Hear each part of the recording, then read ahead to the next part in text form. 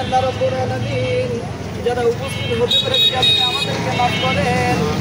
আল্লাহ যারা উপস্থিত হতে পারেনি আল্লাহ আপনি তাদেরকেও মাফ করে দেন। আল্লাহ রাব্বুল আলামিন আজকে এই দোয়ার উদ্দেশ্য আপনি সব থেকে বেশি ভালো জানেন। আল্লাহ বাংলাদেশের বহুদলীয় গণতন্ত্রের প্রতিষ্ঠাতা আল্লাহ রাব্বুল আলামিন শহীদ প্রেসিডেন্ট জিয়াউর রহমানের মৃত্যুবার্ষিকী উপলক্ষে দোয়ার আয়োজন করেছিল।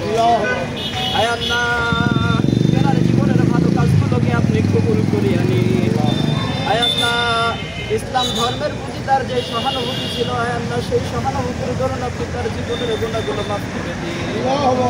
আল্লাহ রাব্বুল আলামিন তার ভালো কাজগুলোকে কবুল করে তাকে জান্নাতুল ফেরদাউস নসিব করে দিন।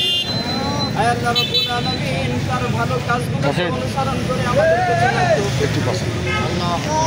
আল্লাহ আমাদের সবাইকে এক হয়ে থাকার তৌফিক দাও।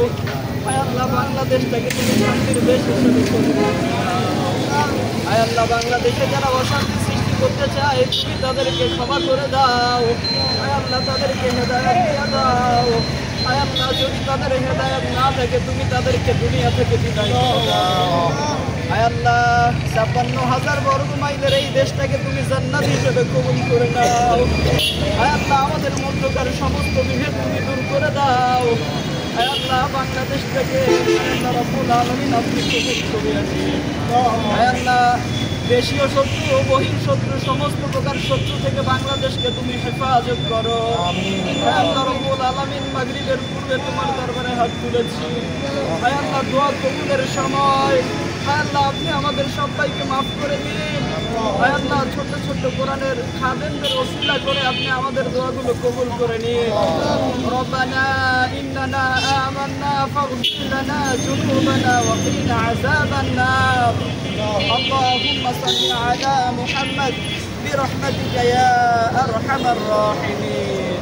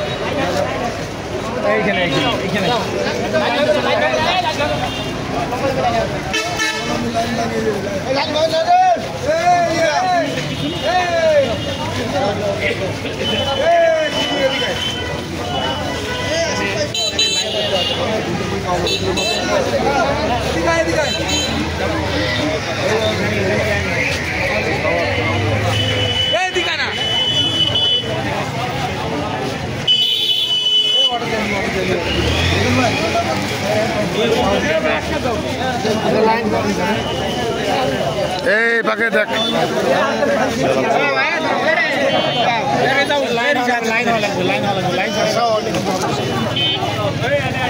বাবা